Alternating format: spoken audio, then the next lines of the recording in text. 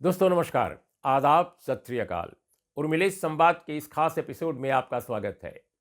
दोस्तों, एक तरफ हमारी सत्ताधारी जो पार्टी है भारतीय जनता पार्टी, उसके टॉप लीडर्स दावा कर रहे हैं कि 2024 के चुनाव में लोकसभा में 370 सीटों से ऊपर वो चले जाएंगे। उनका गठबंधन 400 के पार चला जाएगा।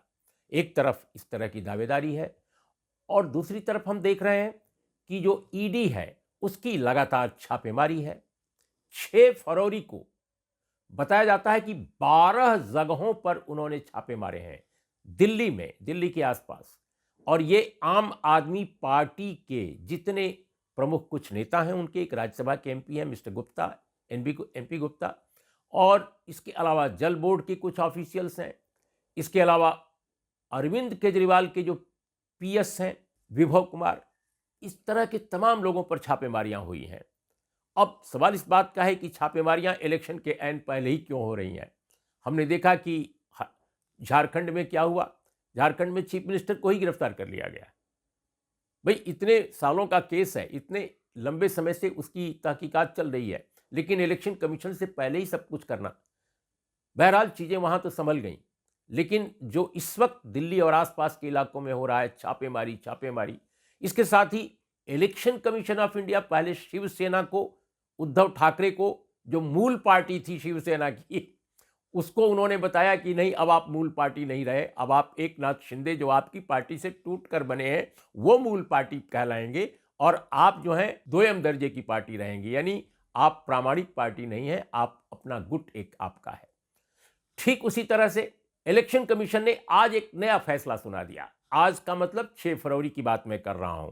6 फरवरी को उसने एक ऐसा फैसला सुनाया जिस पर कि माथा पीट सकते हैं बहुत सारे लोग, पॉलिटिकल लोग ही नहीं, वे लोग भी जो अपोनेंट हैं इन पॉलिटिकल पार्टीज के, खासकर जो इंडिया ब्लॉक की पार्टीज हैं, कि शरद पवार की पार्टी को ही उन्होंने शरद पवार की पार्टी नहीं माना।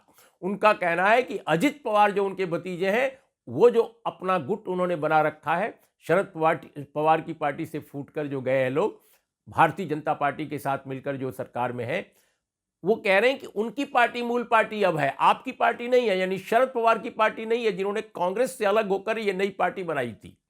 पार्टी के प्रेसिडेंट वो हैं, पार्टी का स्ट्रक्चर उनके पास है, लेकिन इलेक्शन कमीशन ने अपनी पूरी खोज परख जो पड़ताल है उसके बाद ये दावा किया, उसने ऐलान किया कि नहीं, अजित पवार की पार्टी अब राष्ट्रवादी कांग्रेस पार्टी कहलाएगी और उनका जो घड़ी निशान है वो उन्हीं को मिलेगा।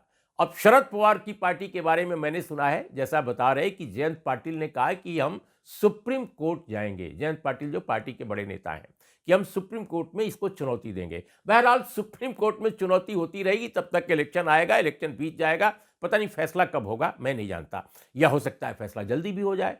लेकिन इसमें एक बड़ा सवाल उठता है दोस्तों, कि अब शरद पवार की पार्टी को अपना नाम राष्ट्रवादी कांग्रेस पार्टी शरद पवार गुट रखना पड़ेगा। हो सकता है यही नाम हो। मैंने सुना है कि कल 4 बजे शाम तक शरद पवार के कैंप के लोग इलेक्शन कमीशन को 2 या 3 नामों की एक फहरिस्त दे देंगे कि भाई हमें इस रूप में आप मानिए, और वो कोई एक सिंबल ले लेंगे। इस तरह की हालत है, यानी जो काम एक नाथ शिंदे और उद्धव ठाकरे के विवाद में हुआ, हूबहू उसी तरह का फैसला इलेक्शन कमीशन ऑफ इंडिया ने शरद पवार अजित पवार के मामले में किया है। और दिलचस्प बात यह है कि मामला फिर स्पीकर के पास जा सकता है। स्पीकर क्या फैसला करेंगे, ये इसकी भविष्यवाणी करना कठिन नहीं है, लेकिन मैं वो नहीं करने जा रहा हूं। तो दोस्तों, मेरा यह कहना है कि आज की तारीख में जो हालात हैं, कौन कितनी सीट पाएगा, ये ऐसा लगता है कि जनादेश, जनता का जो आदेश है वो जनता नहीं कोई और दे रहा है, या जनता जो आदेश देगी, जनता जो फैसला करेगी,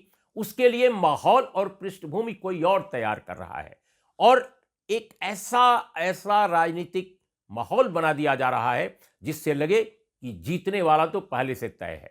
दोस्तों, 6 फरवरी को जो छापेमारी की गई है आम आदमी पार्टी से जुड़े लोगों की, उसमें विभव कुमार जो मैंने कहा PS to CM Kejriwal, Shalabh Kumar जो दिल्ली जल बोर्ड के मेंबर हैं, इसके अलावा एनडी गुप्ता जो राज्यसभा के एमपी हैं आम आदमी पार्टी के, इसके अलावा कुल 12 जगहों पर छापा मारे जाने की सूचना आम आदमी पार्टी के प्रवक्ता ने दी है। अब ये क्यों हो रहा है? क्योंकि ये तो पहले भी हो सकता था, लेकिन हाल ही में क्यों हो रहा है? उसकी एक बड़ी वजह जो आम आदमी पार्टी से जुड़े लोग बता रहे हैं कि दरअसल चुनाव से ऐन पहले लगातार उन लोगों पर दबाव पड़ रहा है। ये आरोप भी लगाया अरविंद केजरीवाल ने कि बीजेपी में आने का जाने के लिए, यानी विलीन हो जाने के लिए उन पर दबाव था। बहरहाल इसमें कितना सत्य है, कितना असत्य है, हमारे पास इसका कोई बैरोमीटर नहीं है कि हम तय करें कि वो कितना सच्चाई बोल रहे हैं, कितनी नहीं बोल रहे हैं। लेकिन एक बात तो बिल्कुल साफ है कि पंजाब और दिल्ली में इंडिया ब्लॉक के संगठनों के बीच, यानी कांग्रेस और आम आदमी के बीच में गठबंधन अगर हो जाता है तो भारतीय जनता पार्टी के लिए जो 20 सीटें हैं, 13 पंजाब की और 7 दिल्ली की, ये बहुत मुश्किल हो जाएंगी, बहुत मुश्किल हो जाएंगी। तो ये 20 सीटें भी भारतीय जनता पार्टी इसको नजरअंदाज नहीं कर सकती है। उसके लिए एक एक सीट का महत्व है, सरकार बनाने का मसला है, और उत्तर भारत ही उसके लिए सबसे एक उर्वर जमीन है, क्योंकि साउथ इंडिया में उसकी दाल गलने वाली नहीं है। कर्नाटक एकमात्र स्टेट है जहां उसको सीटें मिलती रही हैं, लेकिन इस बार कर्नाटक में भी समुद्र तटीय जो इलाका है उसके अलावा अन्य जगहों पर शायद उतनी बड़ी संभावना नहीं रहेगी, इसके बावजूद कि देवगौड़ा साहब का उनके साथ गठबंधन होने जा रहा है। हो सकता है कि हसन और आसपास के कुछ इलाकों में, कर्नाटक में, मंड्या में, हो सकता है कि उनको कुछ सीटें और मिल जाएं, लेकिन बड़े पैमाने पर जो कर्नाटक में सीट उन्होंने 2019 में जीता था, उस तरह की परिस्थिति आज वहां नहीं है। ऐसी स्थिति में पंजाब, दिल्ली की 20 सीटें भी बहुत मायने रखती हैं। और यही नहीं दोस्तों, आप अगर देखें हरियाणा में भी 10 लोकसभा की सीटें हैं।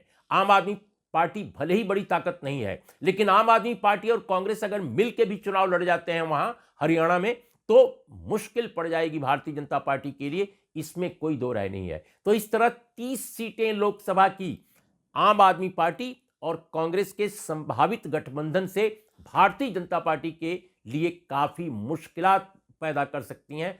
यह कारण है, ऐसा माना जा रहा है, पॉलिटिकल सर्किल में लोग मान रहे हैं कि यही कारण है कि ताबड़तोड़ छापेमारियां आम आदमी पार्टी के नेताओं, उनके कार्यकर्ताओं पर की जा रही हैं। और दूसरी तरफ इलेक्शन कमीशन इस कदर एक्टिव हो गया है कि वो लगातार उन लोगों को जो स्प्लिट करके पार्टी बना रहे हैं और अपना गुट बना रहे हैं, उनको ही मूल पार्टी या प्रामाणिक पार्टी माने जा रहा है। और इसको लेकर बहुत सारे विवाद हैं। अभी चूंकि मसले ये कानूनी हैं, इसलिए निश्चित रूप से पहले कोर्ट इसकी सुनवाई करेगा, इसके बाद ही बहुत सारी चीजें साफ होंगी कि कौन कितना सही था, कितना गलत था। लेकिन एक बात जरूर मैं कहूंगा, जो दल बदल विरोधी विधेयक है उसके प्रावधानों को अगर पढ़ा जाए तो इससे बिल्कुल साफ जाहिर होता है कि ये केवल विधायकों की मेजॉरिटी और माइनॉरिटी का मसला नहीं है, ये पार्टी के पूरे स्ट्रक्चर से जुड़ा मसला है। ये पार्टी के पूरे स्ट्रक्चर से जुड़े का मतलब यह है कि जो संगठन का अध्यक्ष है, जो संगठन की शाखाएं हैं, इनका भी बहुत महत्व है।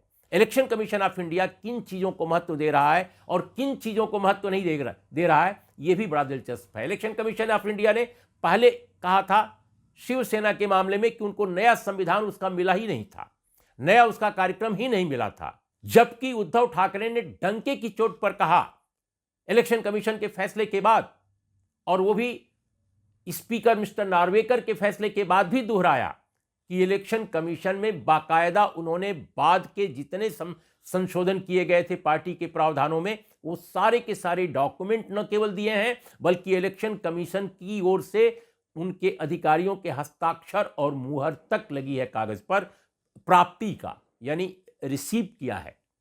तो ये सब चीजें भी कही गई थी। अब देखना यह है कि आगे क्या होता है दोस्तों।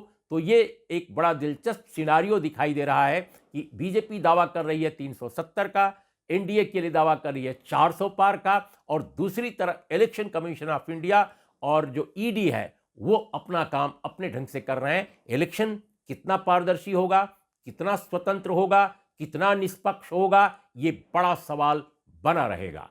नमस्कार, आदाब, सत श्री अकाल।